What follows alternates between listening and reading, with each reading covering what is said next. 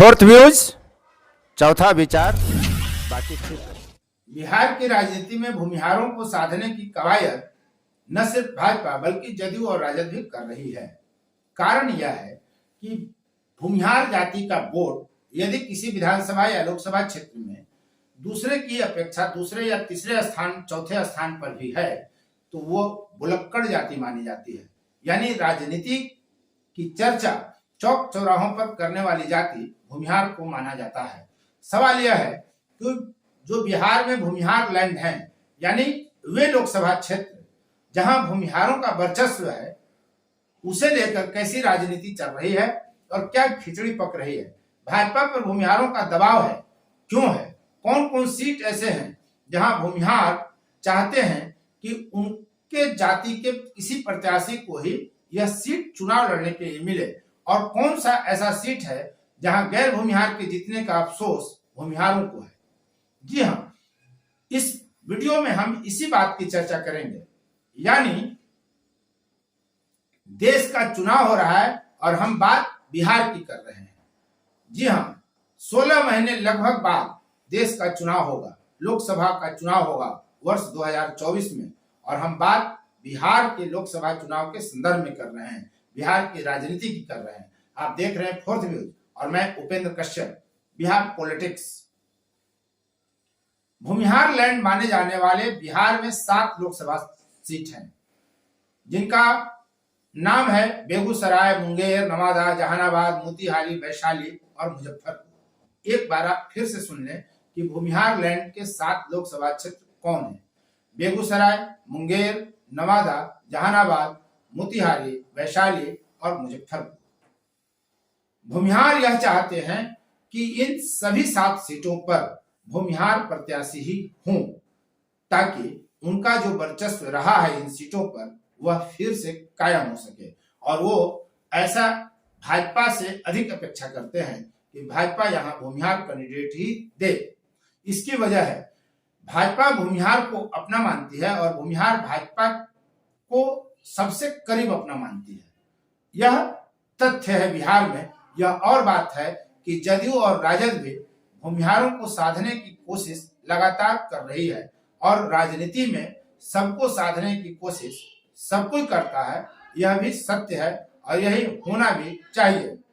मोतिहारी, मुजफ्फरपुर और वैशाली से भूमिहार सांसद जीतते रहे हैं, लेकिन यहाँ भाजपा का भूमिहार कभी नहीं जीत सका। तो कोशिश यह की जा रही है कि इन तीनों सीटों पर भाजपा इस बार भूमिहार को प्रत्याशी बनाए। भाजपा से अकेले भूमिहार जाति के सांसद है गिरिराज सिंह। मानकर यह चला जा रहा है कि वो रिटायरमेंट एज में है, जो उनकी उम्र है। इसलिए यह भी संभव है कि आने वाले लोकसभा चुनाव में उनको टिकट न मिले। नवादा से भूमिहार जाति के चंदन सिंह सांसद हैं, लेकिन वे लोक जनशक्ति पार्टी से चुनाव जीते हैं, जो एनडीए का हिस्सा था पिछले लोकसभा चुनाव में।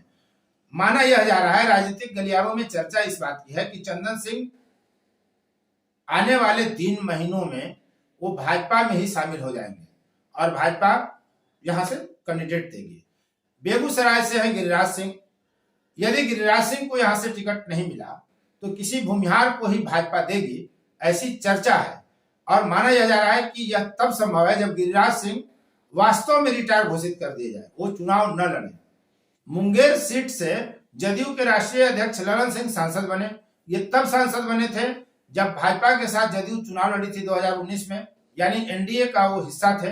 अब वो राजद के साथ हैं, तो मानकर यह चला जा रहा है कि जो राजद से गठबंधन हुआ उसमें मुंगेर उनके लिए सुरक्षित नहीं रह जाएगा, तो उनके लिए सबसे सुरक्षित सीट नवादा माना जा रहा है। यानी संभावना यह है कि ललन सिंह अब मुंगेर सीट छोड़कर नवादा से आने वाले लोकसभा सीट चुनाव में चुनाव लड़ें। तो ऐसी स्थिति में मुंगेर में भी भाजपा अपना भूमिहार कैंडिडेट दे सकती है। हम बात करते हैं जहानाबाद की। बड़ा दिलचस्प जगह है जहानाबाद।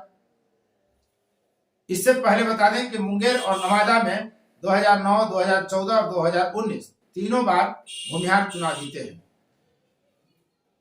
अब हम बात करते हैं जहानाबाद की। जहानाबाद में लगातार यादव और भूमिहार के बनाम संघर्ष होते रहा है। कई बार यादव और कई बार भूमिहार यहाँ के सांसद रहे हैं। जैसे डॉक्टर अरुण कुमार, डॉक्टर जगदीश शर्मा, रामाश्रय प्रसाद सिंह भूमिहार जाति के कद्दावर नेता रहे जो यहाँ से सांसद रहे हैं। यादव जाति से यहाँ गणेश प्रसाद यादव, सुरेंद्र प्रसाद यादव सांसद रहे हैं। सर्वाधिक बार यहाँ भूमिहार सांसद रहा है।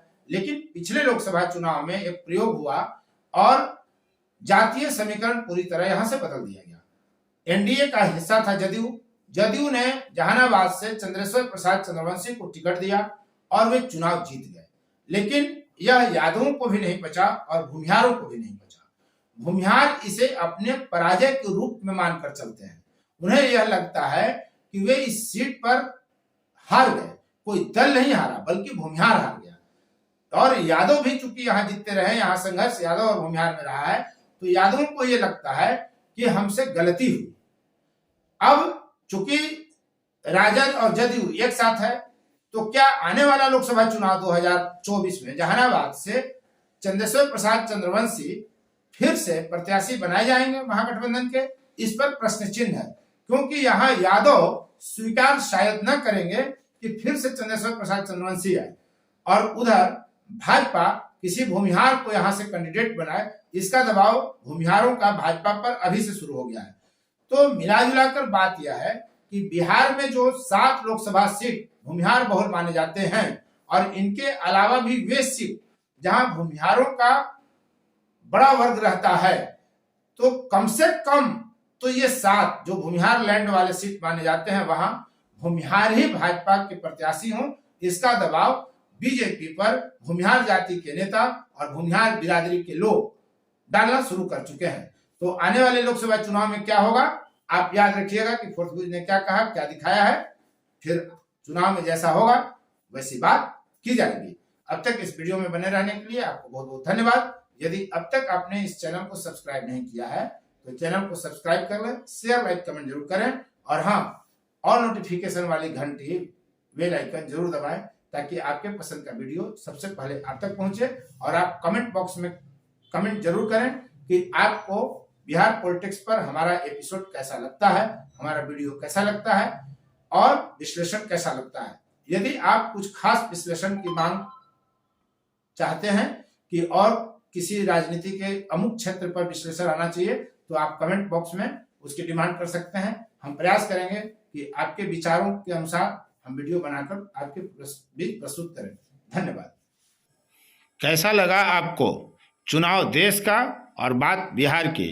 कमेंट बॉक्स में ज़रूर बताएं ताकि आगे हम और बेहतर वीडियो आपके लिए प्रस्तुत कर सकें। फोर्थ व्यूज, चौथा विचार।